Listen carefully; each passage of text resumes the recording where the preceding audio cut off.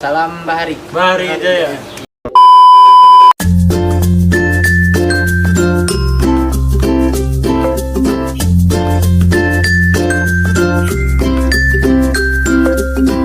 Assalamualaikum warahmatullahi wabarakatuh. Salam Bahari. Bahari Jaya. Ya, perkenalkan kami dari Himapi Untirta dengan saya Muhammad Aski dari Perikanan 2021 dan rekan saya Muhammad Iksan Amunuddin dari Perikanan 2020. Nah, ya di sini kedatangan kami di sini untuk bertanya-tanya atau ngobrol bareng seputar aquascape dengan Bang Dimas. Sebelumnya apa kabar nih Bang Dimas? Alhamdulillah baik. Ya. Terus nama dari startnya ini kan Bang Dimas punya toko ya? Ya. Namanya apa Bang? Namanya itu Tropical Pet Store. Oh ya. Terus habis itu Tropical Pet Store itu bergerak dalam bidang apa aja? Atau hewan air aja atau? Tropical Pet Store itu memang awalnya kita itu bergerak di supplier ataupun aksesoris terkait kebutuhan akuarium, aquascape. Di sini seperti kayu, batu, pasir. Namun sekarang juga kita mulai produksi ikan juga. Sekarang mungkin lagi produksi ikan mainfish di sini. Dan juga kadang kalau kita ada pesanan pun untuk membuat aquascape, kadang kita juga terima untuk pembuatan aquascape. Ya kurang lebih seperti itu sih terkait dengan hias. Kalau usaha abang ini dari abang sendiri atau kerjasama sama pihak lain gitu Mbak? Kalau usaha sih memang awal dirintis itu dari saya sendiri langsung ketika saya masih kuliah, saya penelitian di Bogor, saya ketemu dengan para petani ikan langsung di sana, dan kemudian saya kembali lagi ke Cilegon ini, Serang. Nah, melihat harga-harga ikan di Serang ini ternyata lumayan jauh gitu perbedaannya dengan tempat saya penelitian di sana. Nah, kemudian dari situlah tercetus untuk membuka usaha ikan hias ini gitu. Namun di perjalanannya saya juga dibantu oleh teman-teman saya, termasuk juga alumni-alumni perikanan juga, junior-junior di angkatan 2013. Waktu itu mereka membantu untuk mengembangkan sampai dengan sekarang. Dan sampai sekarang juga masih banyak kok alumni-alumni ataupun mahasiswa yang sekolah di sini untuk bantu-bantu. Ya, sekedar informasi aja teman-teman, Kang Dimas ini juga selaku senior kami dari angkatan 2012 Kang ya? Iya benar. Nah, jadi seperti itu teman-teman ya. Ya, bagaimana keuntungan dari aquascape itu sendiri? Ya, untuk keuntungannya sih relatif ya, karena ini kita masuknya aquascape itu di bidang seni, jadi tergantung juga customer kita, kemampuan mereka, karena istilahnya saya suka saya bayar di sini. Jadi tapi yang pasti karena kita juga menyediakan bahan-bahannya, alat-alatnya sendiri, jadi mulai dari alat-alatnya pun dan perlengkapannya pun kita sudah mendapatkan untung. Dan kemudian juga kalaupun customer tersebut tidak ingin pakai barang kita ataupun mereka sudah punya barang sendiri, yang pasti kalau kita membuat aquascape itu kita selalu harus cantumkan biaya jasa dan transportasi. Jadi meskipun barang dari mereka kita masih dapat untung gitu.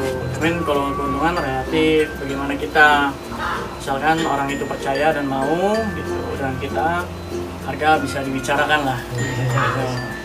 Jadi tergantung budget dari customer juga. Ya, kita juga menyesuaikan gitu.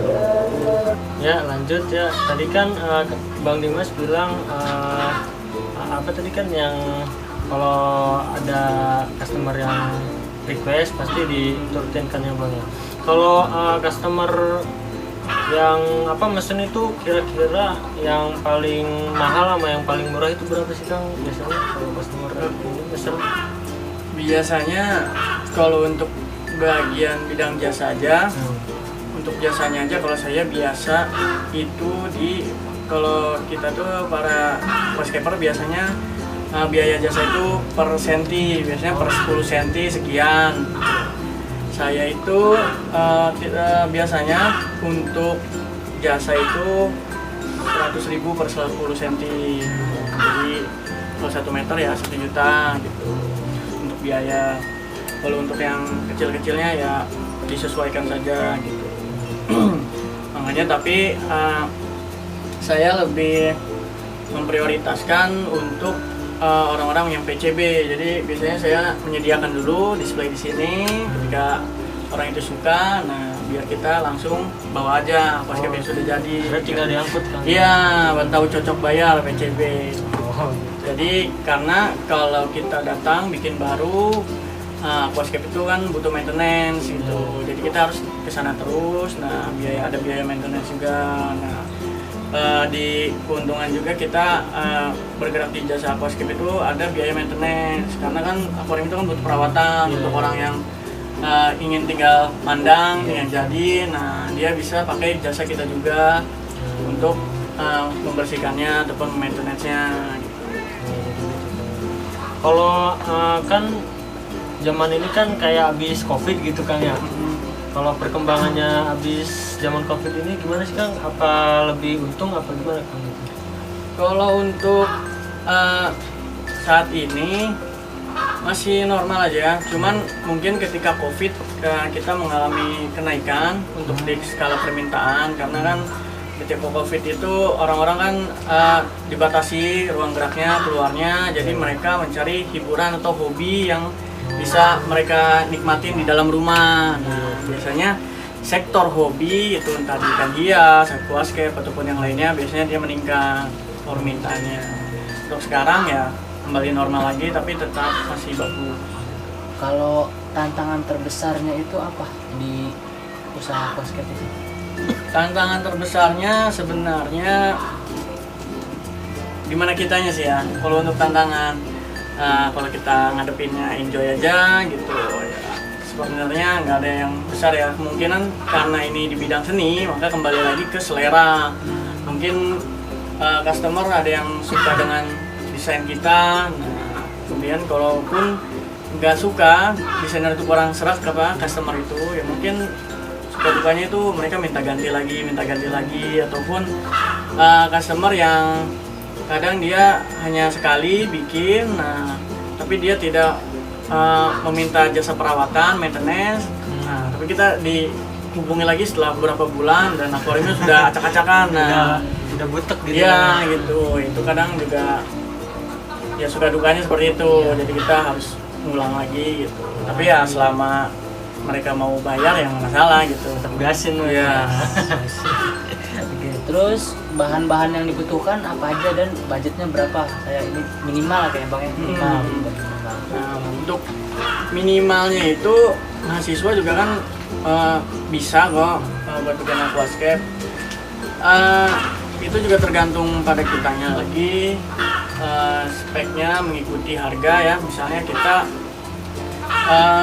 untuk ukuran akuarium 40 cm ya, ini 40 cm. Mungkin kalau kita buat sendiri bisa mencapai kalau untuk peralatannya lengkapnya mungkin sekitar 1 juta atau sampai 1.200.000 gitu untuk yang sekarang ya. Karena kan banyak kenaikan juga, kaca naik gitu untuk akuarium sendiri dan yang lain-lainnya.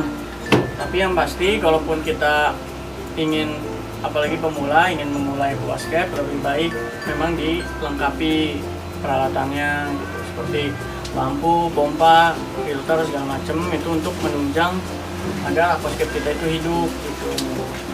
Walaupun tidak, nah kita bisa juga ada metode-metode lain aquascape low tech gitu dengan minim peralatan. Namun semakin minim peralatan yang kita punya, kita miliki, semakin rutin juga perawatannya, semakin cepat gitu kita merawatnya. Nah ya, nyambung tadi sama yang dijelasin Kang Dimas, Bang Dimas. Kalau merawatnya itu gimana Kang ya? Apa sekali dibersihin atau gimana? Apa per bulan gitu Kang? Nah kalau perawatannya itu memang ada beberapa fase ya. Biasanya di 1 bulan pertama itu adalah fase-fase kritis dari aquascape.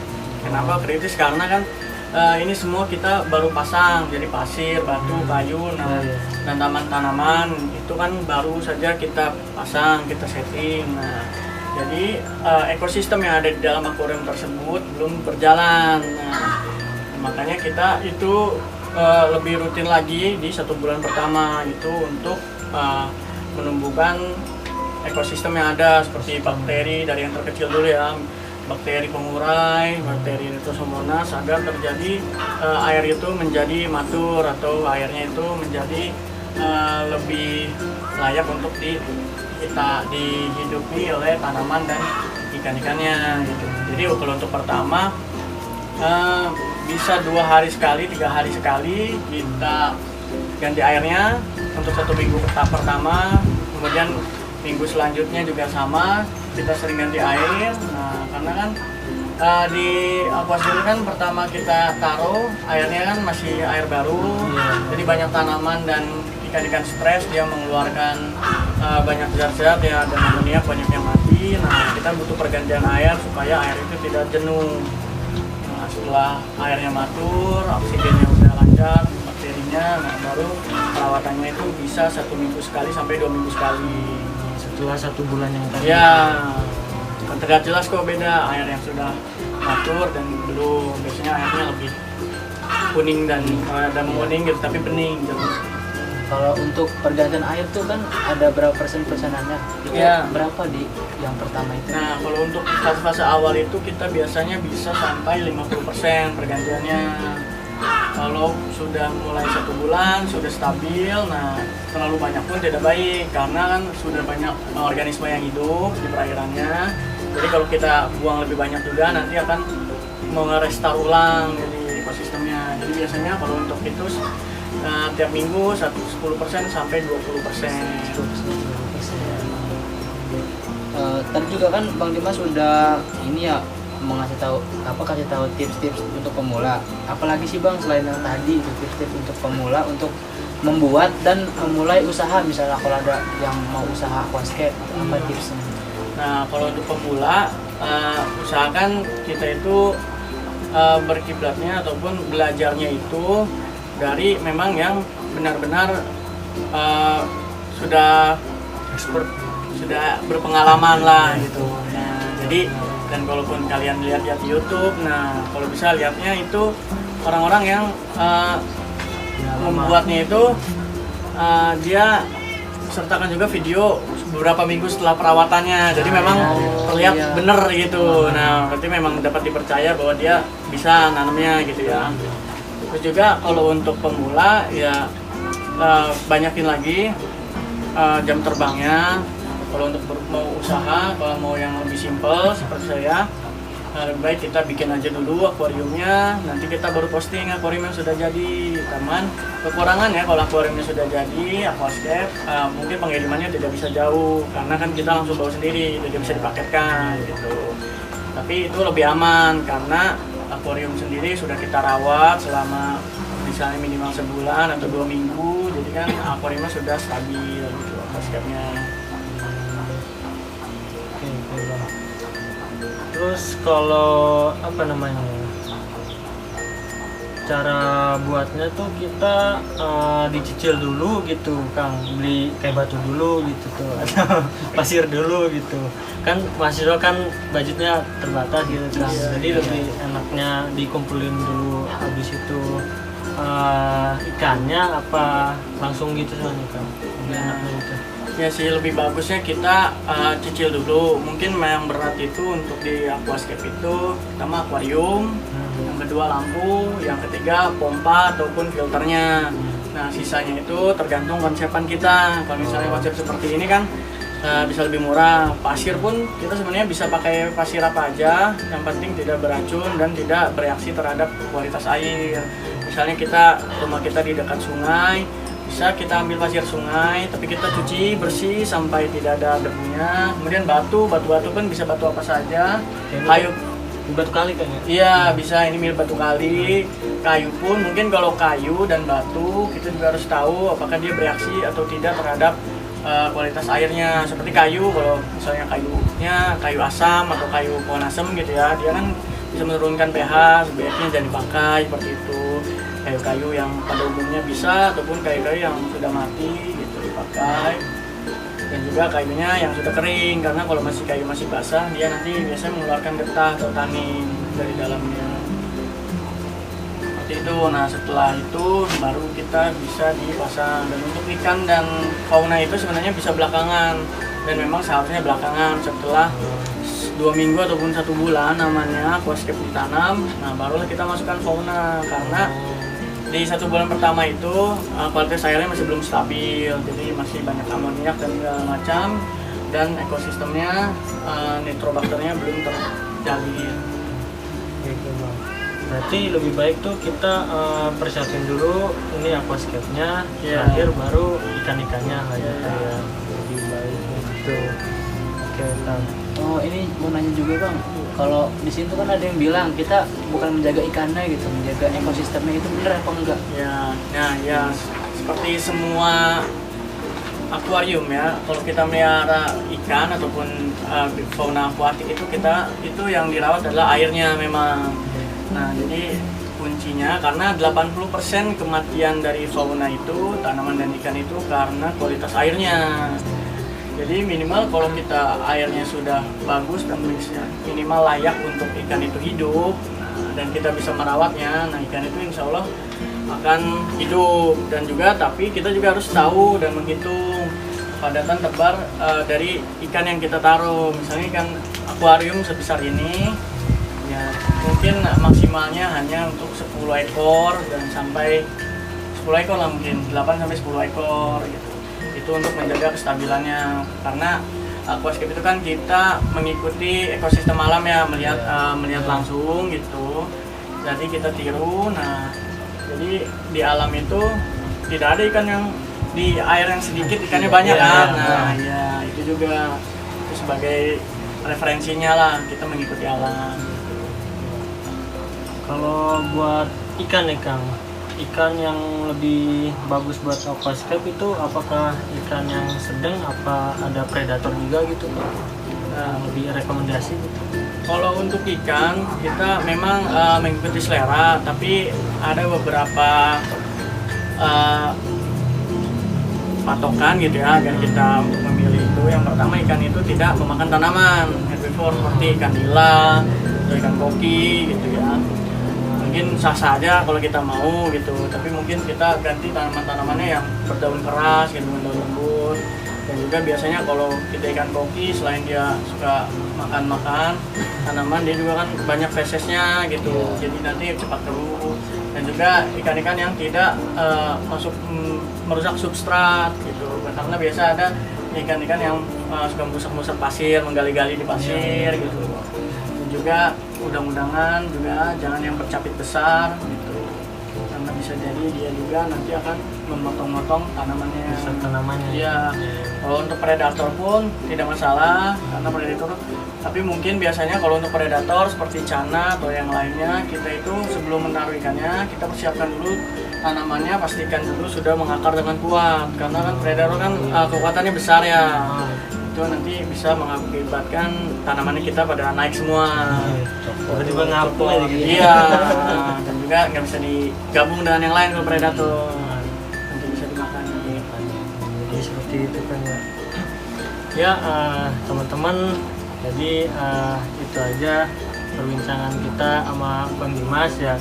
Mungkin di akhir video stay tune aja buat cara pembuatannya yang baik dan benar, nanti akan dipandu sama Kang Dimas secara langsung gitu teman-teman ya.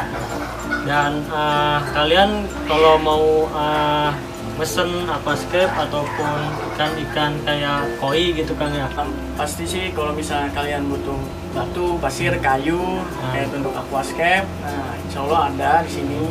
Kalau untuk ikan-ikannya ya mungkin ditanya dulu stoknya apa, karena mungkin habis ataupun kita belum beli stok ulang gitu. Oke. Ya itu dari Kang Dimas, untuk dari Bang Dimas. Lokasinya Bang, siapa tahu ada yang mau kesini gitu. Lokasinya untuk yang sekedar mau main ataupun lihat, tanya-tanya boleh datang langsung di Komplek Harjatani Permai, Blok C nomor 7 di Serdang ya, di Kabupaten Serang, Kecamatan Keramat Watu. Ya. Nanti di deskripsi juga ada kok ya. Mungkin teman-teman. ini ada sosial medianya bang. Oh ya, sosial medianya bisa langsung ke tropical.pet.store ataupun tropicalpet.store. Di situ juga bisa lihat Instagram ya. Instagram. Dicek ya teman-teman. Oke, gitu aja ya dari kami. Sekian, terima kasih. Wassalamualaikum warahmatullahi wabarakatuh. Salam Bahari. Bahari Jaya. Ya, langsung aja kita ke proses pembuatan aquascape. Cekidot. Pertama pemasangan filter dulu ya, karena kan filter di belakang nih biar kita kelihatan in frame-nya. Nah, kita masukin jaring nelayan dulu ya, itu jaring bekas nelayan, jaring gillnet. Nah, habis itu ini ada batu apung. Nah, dia sebagai filter biologi.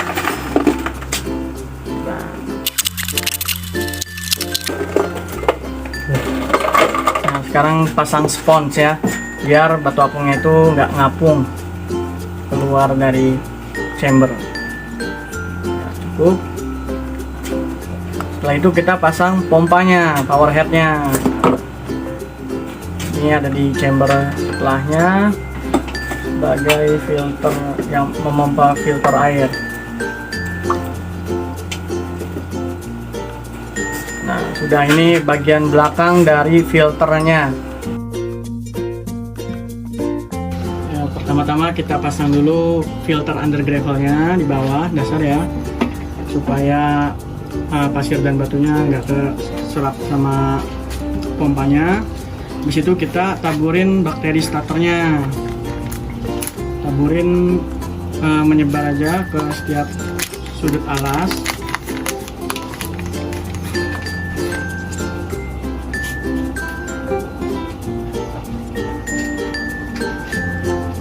Cukup. Nah, di situ baru kita taruh batu apung.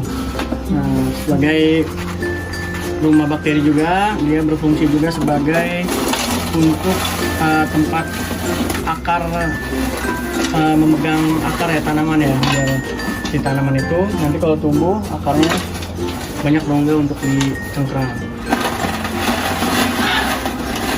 Dan itu juga sebagai tempat bakteri anaerob untuk tumbuh, untuk mengurai amoniak dan nitrat-nitratnya agar kualitas airnya tetap stabil.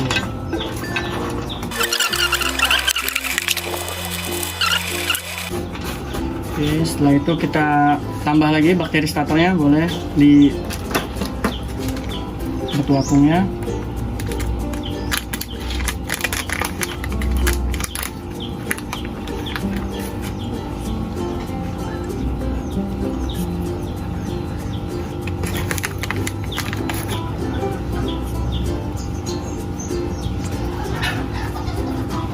Dan sekarang kita langsung masukin aja pasirnya.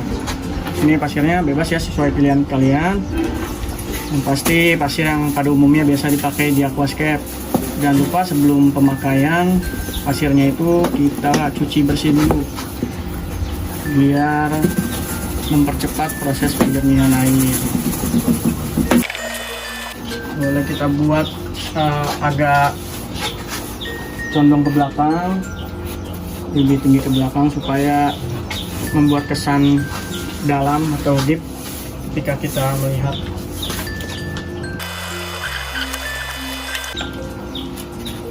Nah, setelah pasir ini, nah kita pasang batu. Di sini kita pakai batu turli namanya ya, karena kita di sini temanya konsepnya untuk natural, konsep natural. Jadi kita pakai batu turli supaya lihat kesan naturalnya. Nah, biasanya peletakan batu itu punya 3 unsur batu. Nah, ada batu yang besar, batu yang sedang, dengan batu yang kecil.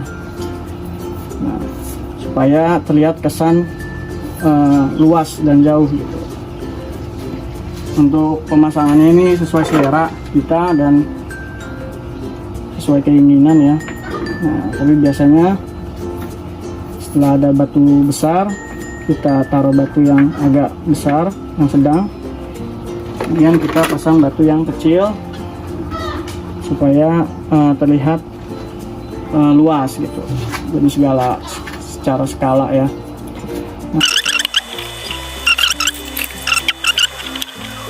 Rasa cukup, boleh kita tambahkan kayu. Ini pakai kayu santigi, kayu ransamala. Setelah itu kayunya bisa kita lem dengan menggunakan lem Korea ya, nama pasarnya. Tahap selanjutnya adalah tahap pengeleman antara kayu dan batu, agar ketika kayu ini ketika diisi air dia tidak mengapung. Bisa pakai lem super atau lem G atau lem Korea, ini nama pasarnya. Terus kita ada perekatnya bisa pakai tisu, bisa pakai kapas atau pakai puntung rokok seperti ini. Kita ambil, kita selipkan di sisi-sisi batu. Lebih rekat Bu.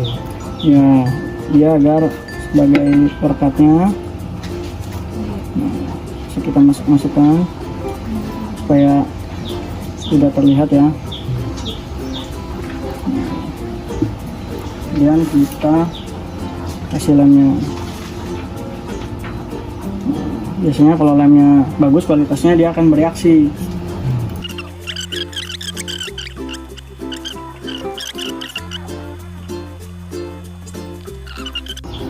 Setelah kita pasang hardscape-nya, batu dan kayu sudah kita lem, sudah kita rasa kuat, kita goyang-goyang dia tidak bergerak. Nah, sekarang proses planting atau penanaman tanaman. Nah, proses planting ini kita juga harus memperhatikan tanaman-tanaman yang kita pakai. Biasanya untuk tema-tema tanaman-tanaman dengan low light, kebutuhan cahaya yang rendah, itu ada beberapa pilihannya seperti Cryptocorin, Vallisneria, Anubias, Bucephalandra, Tomos. Nah, dia juga tidak membutuhkan CO2 yang besar dalam kapasitas yang banyak. Nah, ini seperti ini. Ini namanya Vallisneria natans. Dia akarnya panjang seperti ini, kemudian daunnya tipis-tipis. Pertama kali kalau kita ingin langkah awal untuk menanam, pertama kita harus buang dulu akar yang lamanya, kita potong, bisa pakai tangan ataupun bisa pakai gunting. Nih, kita gunting dulu ya. Nah, sisakan saja seperti ini, supaya karena tanaman ketika kita pertama kali tancapkan di aquascape kita, dia akan mengalami adaptasi dulu. Jadi akar-akar yang lamanya akan mati. Nah, ketika mati, akar tersebut akan menjadi amoniak di tanah, di dalam substratnya. Jadi untuk menghindari itu, kita potong dulu. Selain juga untuk mengurangi pembusukan, juga untuk merangsang pertumbuhan. Kemudian daun-daun yang sudah jelek seperti ini bisa kita buang, kita kurangin, karena pada tahap adaptasi biasanya daun-daun yang tidak kuat juga akan mati. Kemudian baru bisa kita tancapkan. Bisa panjang seperti ini, walaupun terlalu panjang bisa kita potong. Namun sebenarnya Vallisneria ini dia tumbuhnya ke samping. Kalau kita potong daunnya seperti ini, nah, nanti daun ini tidak akan tumbuh lagi, tapi nanti dia akan tumbuh daun baru untuk menggantikannya. Karena tank kita pendek, jadi kita sesuaikan saja ketinggiannya ya. Dan untuk Vallisneria ini karena dia pertumbuhannya cepat dan tinggi, jadi dia ini ditempatkannya di background. Nah, beberapa tanaman memang ada penempatannya, ada yang di background, midground, dan juga di foreground di depan. Jadi kita harus memperhatikan sebelum menanam itu posisi tanaman, karena nanti jika tanaman yang tumbuhnya tinggi dan cepat taruh di depan, nanti tanaman yang di belakangnya akan tidak terlihat, tertutupi. Kemudian kita tancapkan. Penancapannya kita sebisa mungkin agak miring ya, jangan lurus seperti ini, karena ketika lurus tanaman itu tidak punya kekuatan untuk melawan arus ketika ada arus. Ketika miring kan dia bebannya akan lebih banyak di tumpuknya. Seperti ini.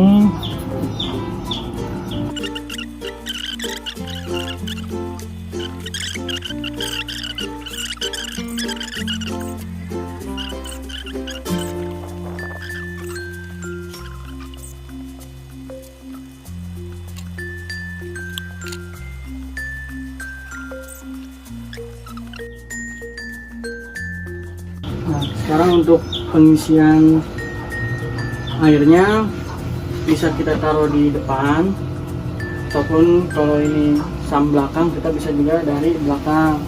Kalau kita mengisi air dari bagian depan, yang pertama kali adalah kita harus lapisi dulu bawahnya ini sekitarnya dengan plastik ataupun tisu, bisa dengan plastik. Nah, dengan cara seperti ini, kita taruh plastik di dasarnya, kemudian baru kita tuangkan air di plastik tersebut seperti ini, perlahan.